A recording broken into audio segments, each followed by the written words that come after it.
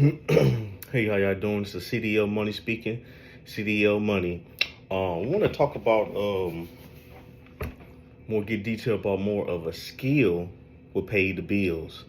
I repeat, how a skill will always pay the bills, right?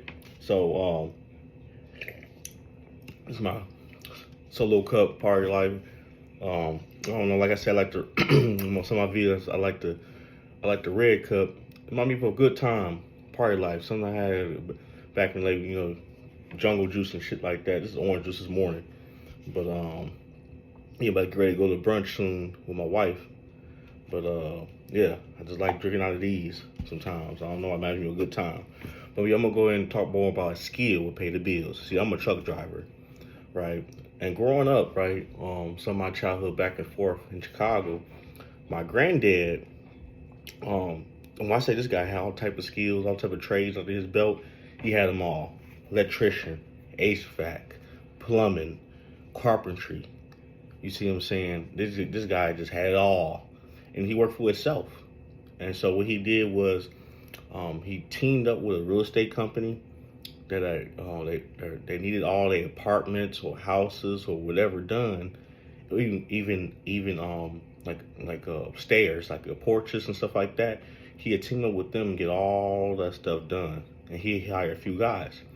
Throughout my childhood, at 7 years old, younger, I'm watching this, right? So I'm like, okay, and I seen the money. Remember, he worked for himself. I seen him one time. He got a $30,000 check to build pretty much a whole stairs and porches at an apartment complex. He hired a few guys. I think he got done in 2 months. But yeah, he got $30,000 check, and this is the '90s. So $30,000 back then, man. You see what I'm saying? So that's a lot of money. So I watched that. I seen him get $5,000 checks, $7,000 checks. This is me watching firsthand as a kid growing up while my granddad helped raise me. And I seen what could be done under trades. All his friends, they was all tradesmen, stuff like that. Some HVAC, electrician, plumbers, master plumbers, stuff like that. And the thing is, they all was very successful. And they all had nice houses, all of them. They all had like nice, beautiful black wives, nice houses in the suburbs. They had, like I said, the black man starter kit, successful starter kit, beautiful black wife, good-looking kids, beautiful house, 3 cars. I don't know what it is. Someone had 2, someone had 3. The wife had her own car. The guy had maybe a family car, like a Suburban. Then he had a sports car or his old school.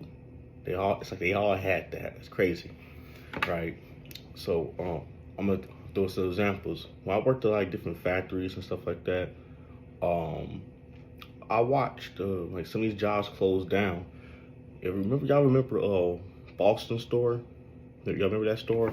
Boston store? They closed down, and the Boston store had factories.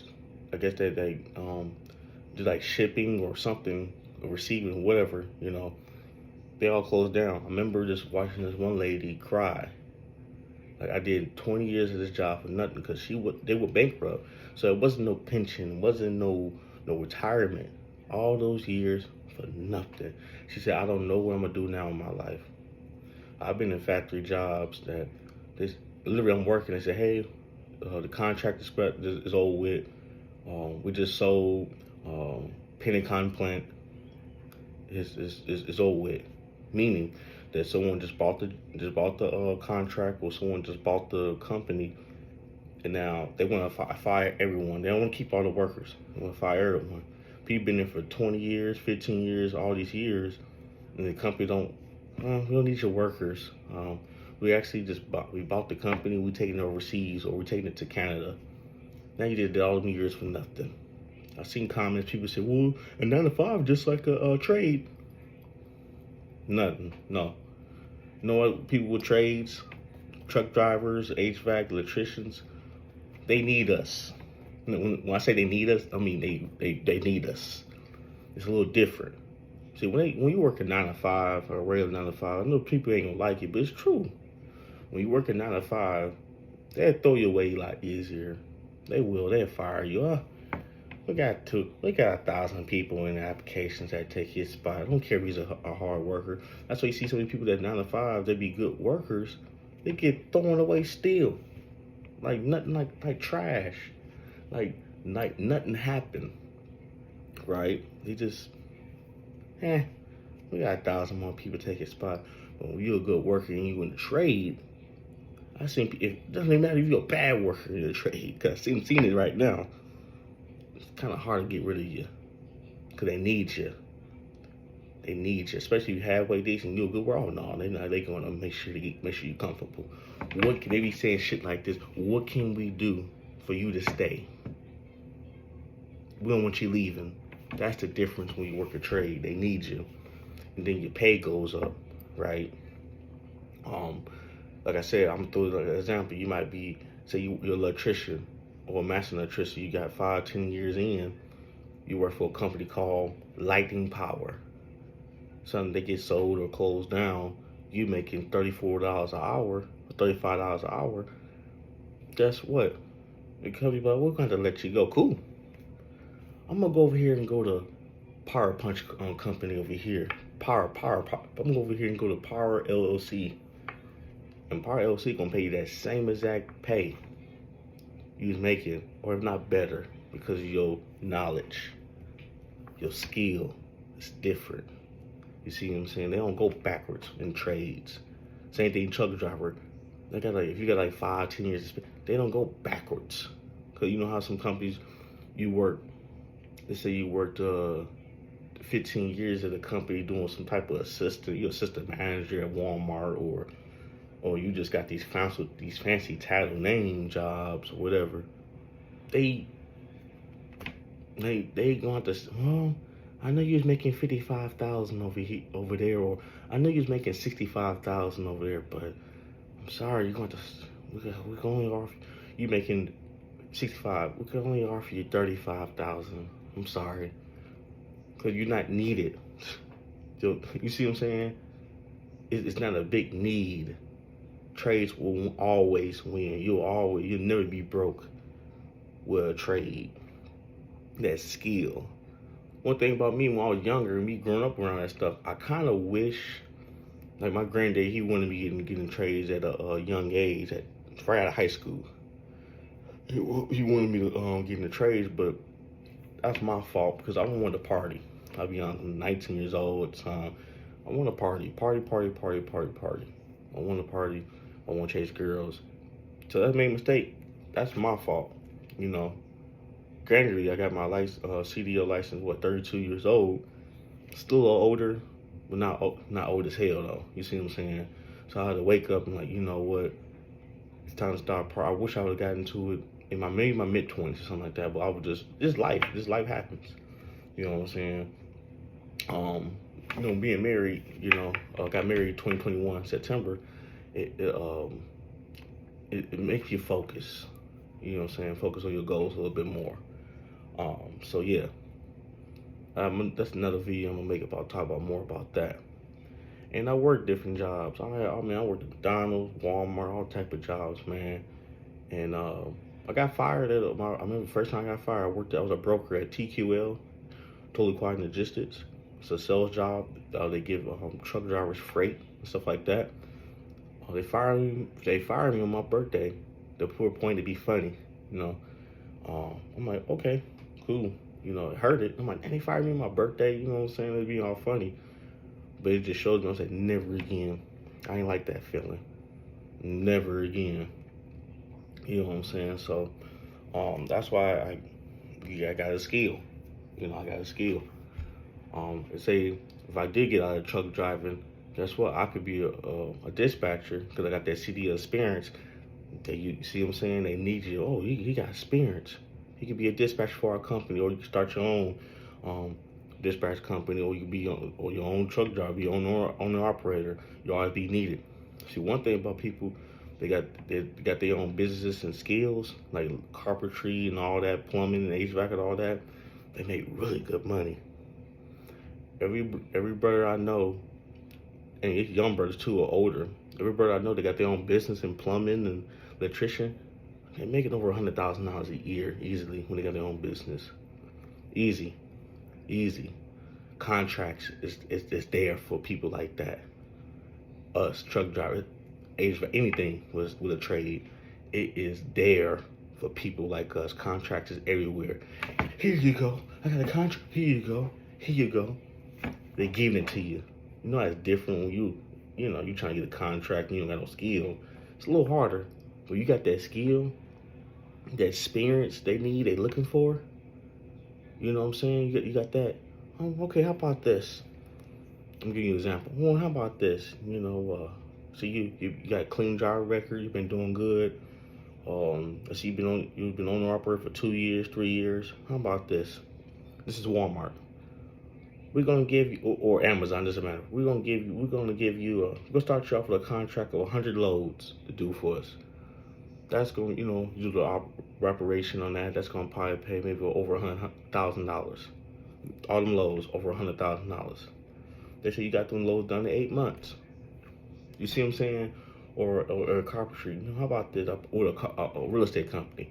How about this? You take care of all our apartments. You tear them down. You build them up. We of course you're gonna pay for it. They gotta pay for the lumber, all that stuff, your work and all the fees and everything. We're gonna give you $150,000 salary, just to make sure maintenance. We got over 20 properties. Just take care of all the porches, stairs, all that. All thing you gotta do is just watch over that stuff. Same thing, electricians, HVACs. Okay, we like your resume. How about this? We'll assign you to a 2-year deal. We're gonna have you on call, or hours. Y'all negotiate hours, whatever you wanna do. We're gonna pay you $100,000 or $120,000 salary, or they might just pay you they just deal with you when every time something break down in the HVAC system. That's it. Your HVAC. You do heating and cooling only. That's it. So all you gotta do, they make that phone call. Anything they properties, or they know friends too, they can put you on, right? And they be like, you know what? Every time something breaks down, you do good work. You know what? You did really good. You got good customer service, because you gotta have a good attitude. Don't matter what type of workspace you in. A good attitude will take you far in life. What's a video will make it more about that too. You got a good attitude. You come to work. You work hard. I see you do good work. We want to do more business with you. But now let's do a contract. We want to deal with you. So now you making, who knows, $1,500 per unit. You doing on the HVAC or whatever, electrician. It doesn't matter. I'm trying to say that the contracts is there for people with trades, skills. I know people with the 9-to-5s don't want to hear that shit. I don't want to hear that. That's not true. All right. Shit, you work a factory job to see how long it stays there. This job been here since 1930. It been here since 1910. Man, a lot of them factory jobs closed. Why you think some of them need union? You know what I'm saying? So stuff, and sometimes the union go on strike and shit like that. Sometimes shit happens, life happens. But life don't happen when you got a skill. I repeat, life happens, but it just don't really happen like that when you got a skill, because they need you, man. People talk down about, people they probably think, oh, that's a truck driver, HVAC, electrician, plumber. I don't want to do that shit. I don't want to do that. It's just because people look down on that, because these days people care about these fancy title jobs. Oh, I'm a operation manager at Target. Oh, I'm a specialist. I'm a sales specialist. They care about them type of fancy ass jobs with these fancy ass titles that don't pay. At the end of the day, it don't pay. And those jobs you can replace fast as hell, like a football coach.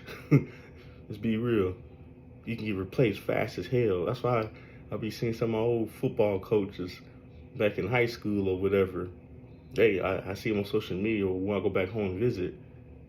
I hate to say it, I see someone working gas stations, or they're a post office, or They're working at Walmart, they're working regular jobs. You know what I'm saying? I'm like, damn man, y'all gonna be the football coach, and you know they just maybe they wasn't doing good or whatever.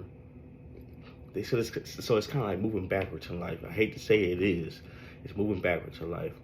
At least when you a skill, you don't move backwards in trades. You move forward. You got the good experience, and you got good quality work. You move forward. You know, you just move forward. You move forward. And like I said, I even see people who didn't do the best work because they got bad attitudes and stuff like that, whatever. But even they gonna progress. It's just sad because it's just a need and skills. It's a needs and skills. Plus, trade school is a lot cheaper than college.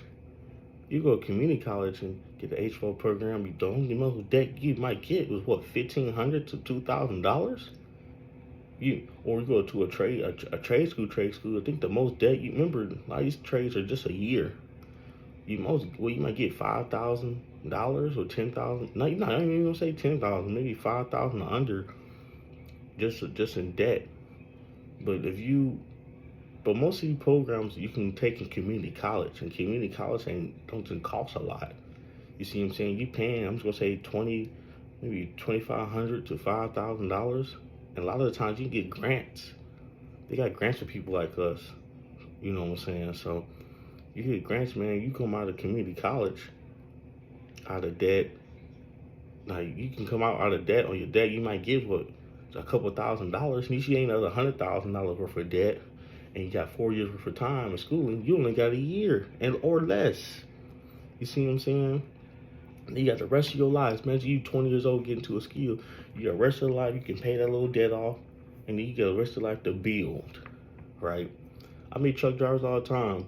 They in their 50s or they 40s or late 30s, or you know, that's way older than me. I just turned 34. You know, I meet them all the time. Man, how old are you?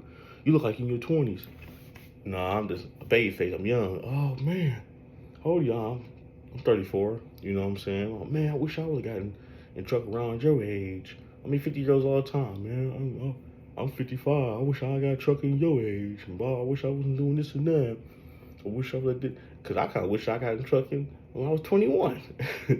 You know what I'm saying? I had the opportunity. The thing is, I used to wash trucks. This is how I got into trucking. I'm telling more. I'm gonna have a little video about that. But I was at Blue Beacon. It's a truck wash, and I was like, what, 21 years old, washing trucks in college, washing semi trucks. So I knew it. Then I seen like a article about a 19-year-old on the wall, a 19-year-old truck driver. I'm like, only like 19 years old. I just never thought to it. I was around semi trucks. I just didn't.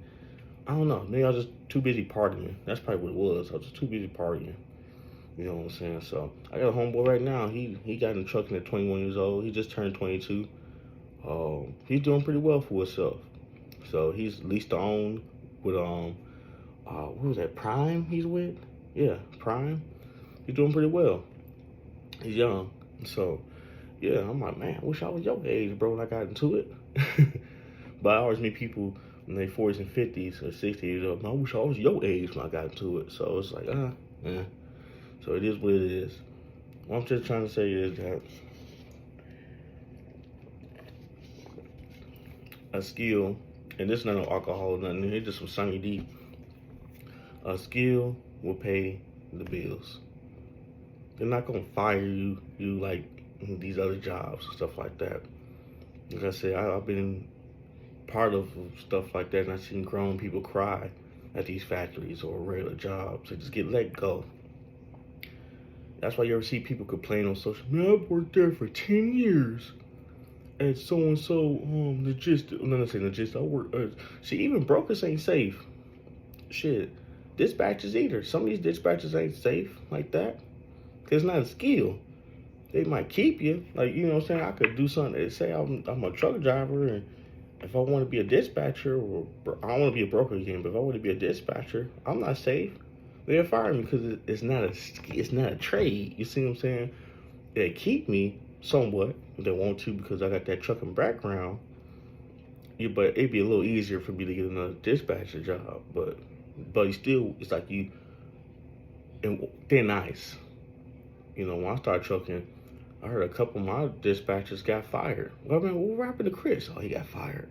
What happened to Selena? She got fired. See what I'm saying? So those type of jobs ain't safe either.